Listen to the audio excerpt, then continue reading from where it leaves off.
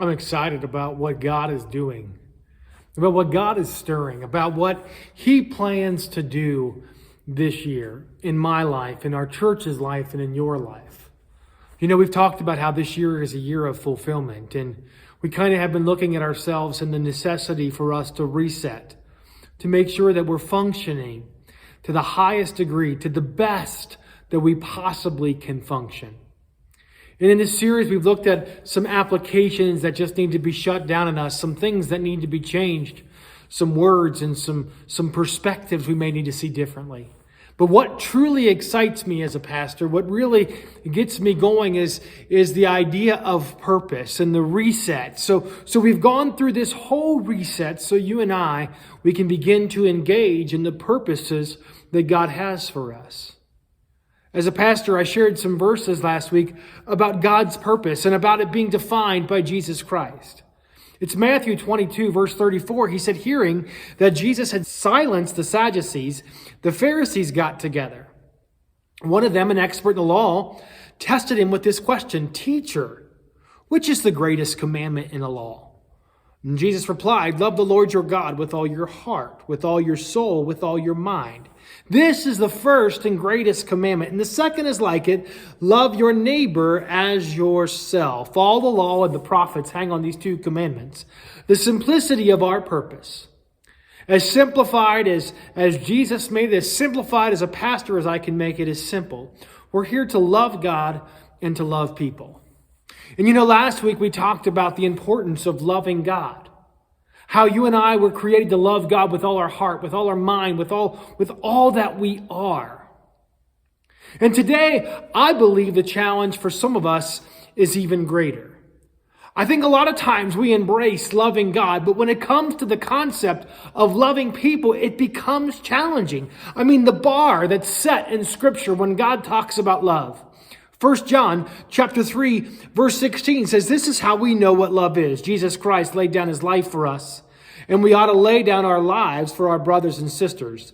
If anyone has material possessions and sees a brother or sister in need, but has no pity on them, how can the love of God be in that person?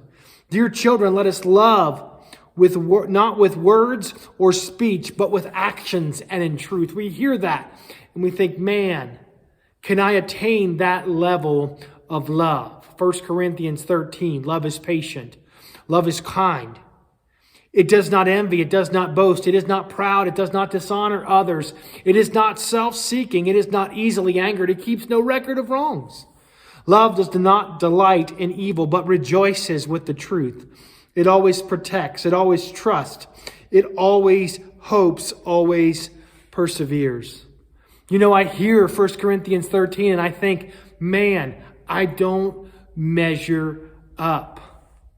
A love that's patient, a love that's kind. You know, the scripture continues.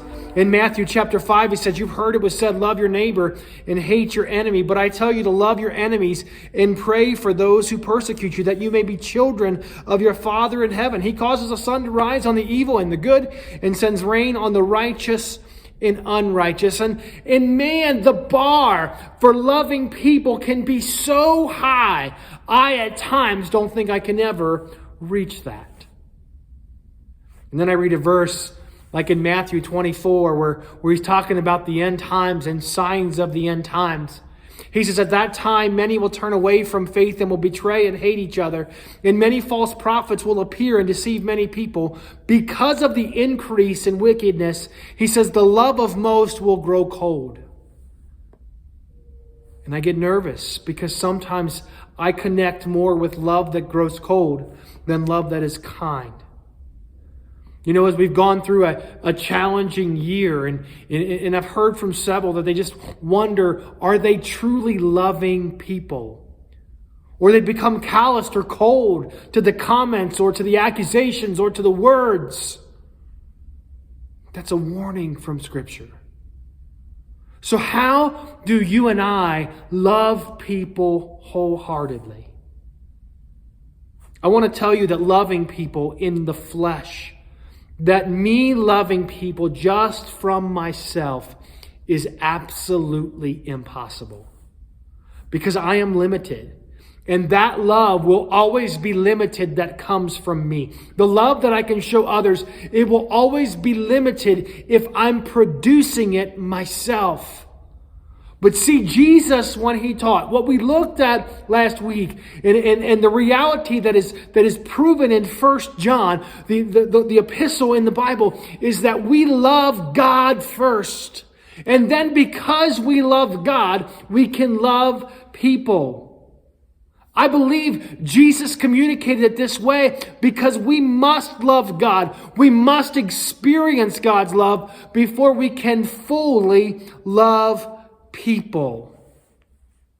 Love comes from God.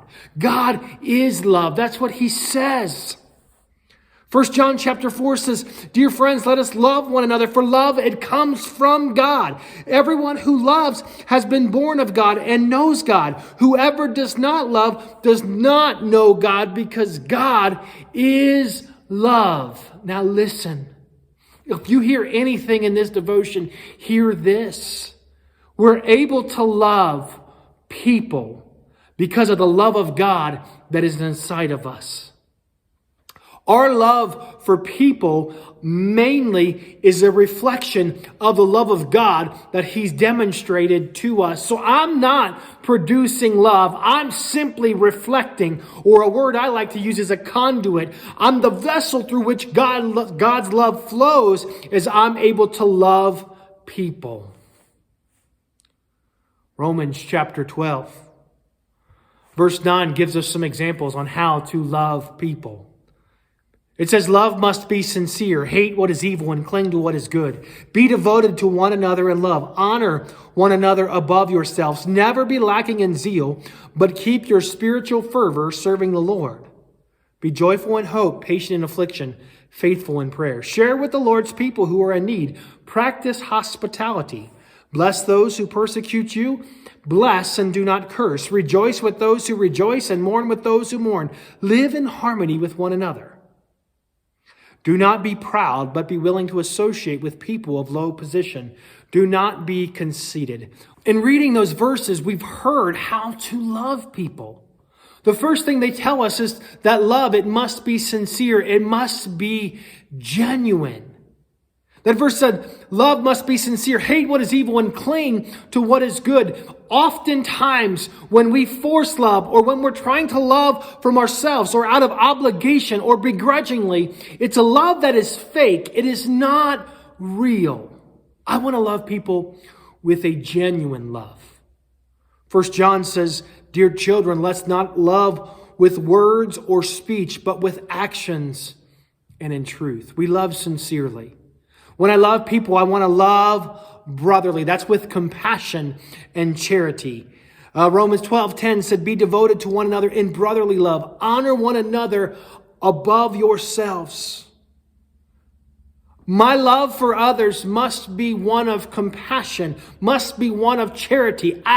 In Acts chapter 2, when we see the early church starting, we see this revelation of brotherly love. All the believers were together and had everything in common. They sold property and possessions to give to anyone who had need. When we love people, we love sincerely. We love brotherly. We love zealously. That's a willing, energized, and motivated love where we're serving one another. Galatians chapter 5 says, "You, my brothers and sisters, were called to be free, but do not use your freedom to indulge in the flesh. Rather, serve one another humbly in love. For the entire law is fulfilled in keeping this one command. Love your neighbor as yourself." I want my love for others to be a zealous love, a passion love, where I desire they experience all of God's love theirself. We love sincerely, we love brotherly, we love zealously, and we love harmoniously. Romans 12:16 said, "Live in harmony with one another. Don't be proud, but be willing to associate with people of low position. Do not be conceited." Because of my understanding of the love of God and the humility that comes through that love, I can live in harmony with others. when I love them, when I genuinely love them, I'm demonstrating that, hey, we are in this together. Colossians 3 says, therefore, as God's chosen and holy people, holy and dearly loved, clothe yourself with compassion, kindness, humility, gentleness, and patience. Bear with each other. Forgive one another if any of you has a grievance against someone. Forgive as the Lord forgave you. And over all these virtues, put on love, which binds them all together in perfect unity. We're created to love people. We love people because God loved us first. Because God loved us first, I can love people the way that Romans describes. I can love people sincerely. I can love people brotherly. I can love them zealously and in harmony. And when I live this way, when I'm fulfilling the purposes that God has placed upon my life, I can have an expectation of fruit. John 15, if you remember that chapter, he's talking about, I'm the vine and you are the branches. Remain in me and I'll remain in you. He continues on in that chapter. He says in verse 12, my command is this, love each other as I have loved you. Greater love that has no man than this, than to lay down one's life for his friends. You're my friends if you do what I command. I no longer call you servants because a servant does not know his master's business. Instead, I've called you friends. For everything that I learned from my Father I have made known to you. You didn't choose me, but I chose you. God chose you and appointed you. That's your purpose that God has given you, so that you might go and bear fruit, fruit that will last, and whatever you ask in my name, the Father will give you. I believe if we engage in the purpose God has given us, loving Him with all that we are, in loving people with the love that God has given us, we will see fruit. The Lord bless you and keep you. May He make His face shine upon you, be gracious to you. May He turn His face toward you and grant you His peace. And may you love people until you see the fruit that God has. Be blessed.